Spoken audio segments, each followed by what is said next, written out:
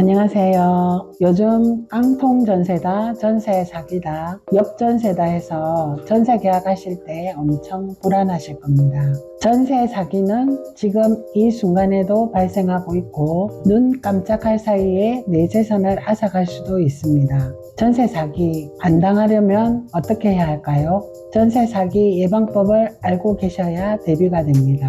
오늘 전세 사기 예방을 위한 전세 특약 정리 시간을 가져보고 전세 사기가 건절되는 그날까지 정신을 꼭꼭 챙기시길 바라는 마음으로 전세 계약할 때 공인중개사인 제가 직접 작성한 계약서 특약 내용을 가지고 설명을 드리고자 합니다.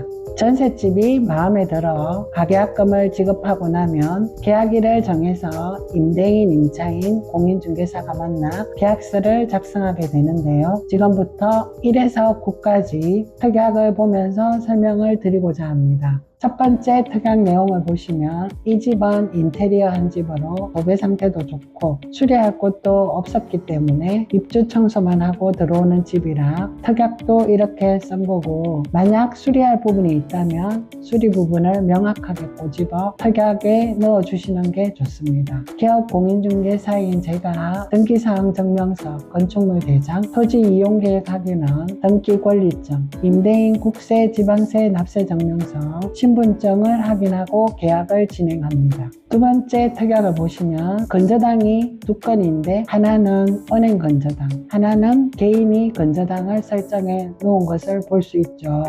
이럴 때 신경을 바짝 써야 합니다. 은행 건저당은 잔금일까지 상환금액, 이자 등을 확인하여 잔금 당일 가상계좌를 받아 상환 완료하면 되는데, 개인 건저당은 반드시 건저당권자 본인 확인 절차를 거쳐 잔금 때 직접 말소 서류를 지참해서 사무실 방문을 요청드려야 합니다. 부득이하게 못 올 경우 법무사가 이임을 받아 말소 처리를 해야 합니다. 말소 서류로는 건저당권자의 인감증명서, 인감도장, 건저당 등기 권리증이 있어야 말소가 가능합니다. 세 번째 특약사항을 보시면 임차인은 임대차 계약을 체결할 때 전입신고와 확정일자를 신속하게 받는 것이 중요합니다. 전입신고는 그 다음날 0시에 효력이 발생하기 때문에 임대인이 나쁜 마음을 먹고 잔금일날 대출을 일으키면 큰일 납니다. 왜냐하면 임차인보다 순위가 먼저인 건저당이 있으면 내 전세 보증금을 완전히 날릴 수도 있기 때문에 잔금 지급일 다음 날까지 대출을 받지 않는다는 특약은 아주 중요합니다. 반드시 넣어주시는 것을 추천드립니다. 네 번째, 국세, 지방세, 납세 증명서는 계약 체결 전 제가 홈택스 정부 24에서 발급받아 체납 사실이 있으면 바로 확인해서 체납액을 이체하면 되고, 해당 없음을 확인하고 계약서를 작성합니다. 그 이유는 임대인이 세금을 제때 납부하는지 국세, 지방세를 체납하면 해당 물건이 압류 또는 경매로 넘어갈 위험이 있기 때문에 확인함으로써 임대차 기간 동안 안정적으로 거주를 할 수 있습니다. 예전에 계약서 작성할 때 사무실에서 국세, 지방세, 납세 증명서를 발급했는데 20만 원 정도의 체납액이 나오는 거예요. 임대인도 인지 못했던 체납액이라고 상당해하며 해당 부서에 전화를 하고 납부액만큼 입금 후 10분에서 20분 지나 지방세 완납 증명서를 발급받으니 해당 사항 없음으로 나와서 그거를 확인하고 도장을 찍었던 기억이 납니다.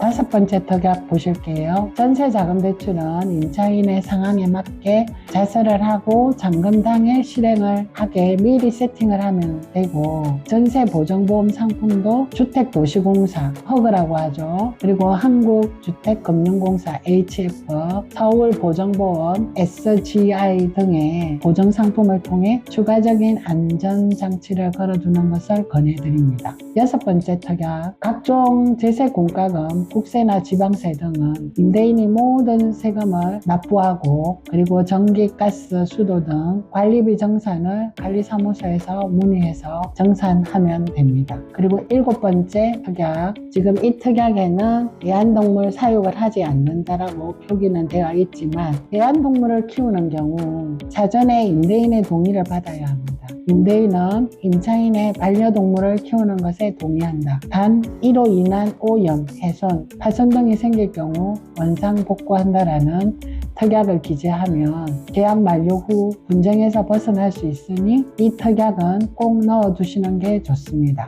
그리고 8번 특약 보실게요. 관리비 고지서를 자세하게 보면 장기 수선 충당금이라는 항목이 있을 겁니다. 시설물 교체나 수리를 위해 비용이 필요하게 되는데 임차인이 임대인을 대신해서 매달 납부하고 임대차 기간이 끝나면 임대인에게 받아가는 돈이라고 생각하시면 됩니다.